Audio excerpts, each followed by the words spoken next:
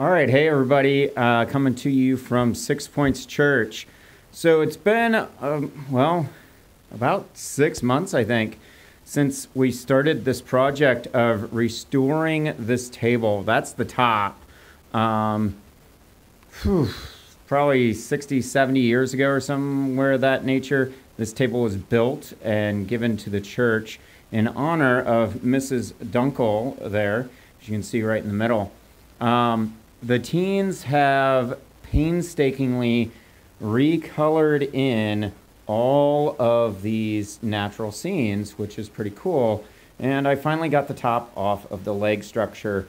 One of our deacons here at the church is going to be restoring the legs for us. And since I got the top off, it's now time to reinforce the top and then apply a protective coat over it so it'll last for years to come.